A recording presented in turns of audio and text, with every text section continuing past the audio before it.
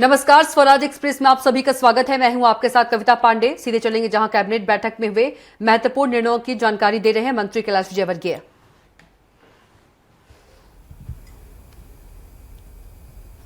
PM मित्र park का उद्घाटन करने 17 तारीख को धार जिले में आ रहे हैं। इस कार्यक्रम का जो थीम लाइन है वह है स्वस्थ नारी, स्वदेशी व एक पेड़ माँ के नाम। साथ ही एक बगिया माँ के नाम। पीएम जनमन योजना, धरती आबा जनजाति ग्राम उत्कर्ष अभियान और मिशन कर्मयोगी इसकी मुख्य थीम रहेगी।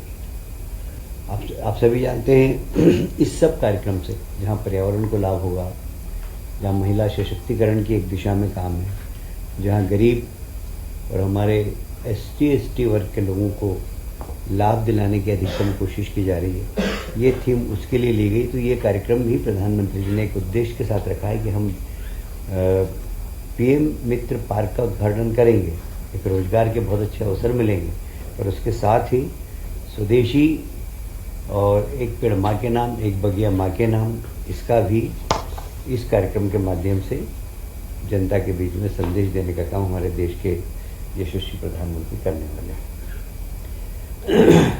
सेवा पखवाड़ा जो हम हर्षोल्लास से मनाते हैं 17 सितंबर से 2 अक्टूबर तक, इस बार भी हम 17 से 2 अक्टूबर तक सेवा पखवाड़ा मनाएंगे। इसकी जो थीम है वही स्वच्छता उत्सव, शहर तथा ग्रामीण दोनों क्षेत्रों में, और विशेषकर शहरों में तो गार्बेज डिस्पोजल का काम काफ़ी ठीक तरीके से हो रहा है और लोग प्रयास भी कर रहे हैं, पर ग्रामीण क्षेत्र में अभी इसकी और करने की आवश्यकता है। तो हम ग्रामीण क्षेत्र में भी गार्बेज डिस्पोजल के लिए इस बार प्रयास करेंगे और ग्रामीण विकास मंत्रालय के साथ बैठकर इसके ऊपर हम एक थीम बनाएंगे। 5 कंपोनेंट पर फोकस किया गया है इसको। अस्वच्छ क्षेत्र का चिन्हित कर उन्हें स्वच्छ बनाना, सफाई मित्र सुरक्षा शिविर, हमारे सफाई मित्रों की सुरक्षा के पूरे जो भी संसाधन चाहिए वो लोकल बॉडीज सब उसकी पूरी करे, ये सब इस अभियान का हिस्सा होगा। प्रशासनिक अधिकारियों के साथ हम NGOs, पार्टी के पदाधिकारी, सामाजिक कार्यकर्ता सबके साथ बैठकर इस कार्यक्रम में सबको जोड़ने की कोशिश करेंगे। अभी जो धार्मिक त्यौहार आ रहे हैं, जैसे गणेश उत्सव गया, अब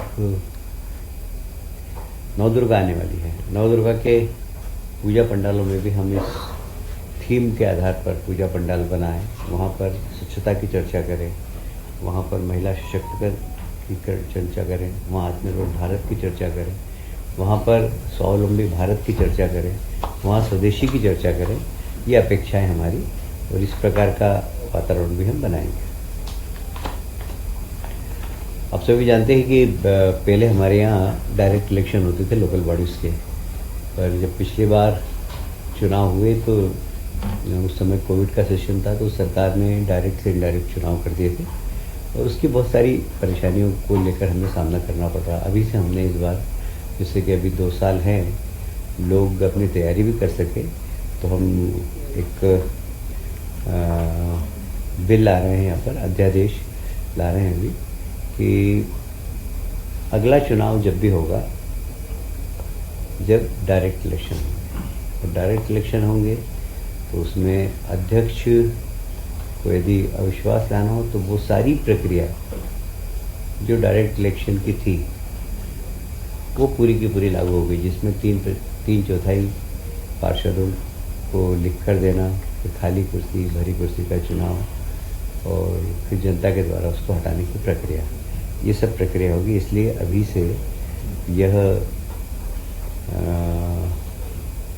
संशोधन हमने कर दिया है कि अगला चुनाव हो सीधे चुनाव की पद्धति से होंगे, जिससे लोग अपनी तैयारी भी कर सकते हैं। अभी 2 साल है, क्योंकि डायरेक्ट इलेक्शन लड़ना मतलब एक मिनी विधानसभा और मिनी लोकसभा के चुनाव हो जाते हैं, उसकी तैयारी लोग अभी से कर सकें। एक और महत्वपूर्ण आज चर्चा हुई है।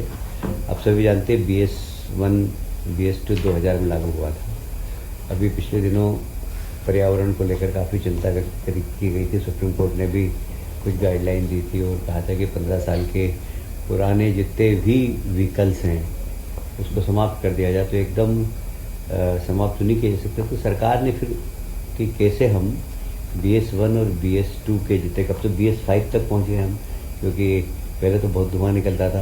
अब हमने इस पर बहुत गाड़ियों में काफ़ी सुधार हुआ है और अब जितनी भी गाड़ी आ रही है वो BS5 की आ रही। पर BS1 और BS2 ये काफ़ी पोल्यूशन पैदा करते हैं। तो ये स्क्रैप कैसे हो, इसके लिए बहुत ज़रूरी है कि हम कुछ सुविधा दें। तो स्क्रैप करने वाली संस्था को भी अब इंडस्ट्री का लाभ दे रहे हैं। तो एक इंडस्ट्री है स्क्रैप करना, और इंडस्ट्री में जो सुविधा दे रहे हैं वो उसको भी मिलेगी। Point number 1। पॉइंट नंबर 2, जो व्यक्ति स्क्रैप करेगा वो जब नई गाड़ी, उसको सर्टिफिकेशन मिलेगा, और जब वो नई गाड़ी खरीदेगा तो उसको मोटर करयान पर 50% की छूट मिलेगी। जो भी व्यक्ति उस कार को, अपनी पुरानी गाड़ी को स्क्रैप करेगा तो उसको 50% मोटर करयान की छूट मिलेगी। तो इसलिए एक पर्यावरण की दिशा में सरकार का एक बहुत महत्वपूर्ण निर्णय है, और इसमें भारत सरकार भी ये चाहती है। भारत सरकार हमको हमारी मदद भी करेगी इसमें। भारत सरकार ने कहा है कि आप जितना भी इसमें सब्सिडी देंगे हम भी उसमें कुछ हिस्सेदारी करेंगे। तो भारत सरकार भी इसमें हमें सहयोग प्रदान करेगी, और मुझे लगता है कि यह पर्यावरण की दृष्टि से सरकार का एक बहुत बड़ा कदम है।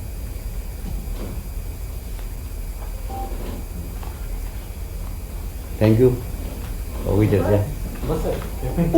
कैबिनेट से संबंधित कोई प्रश्न पूछना तो पूछ सकते।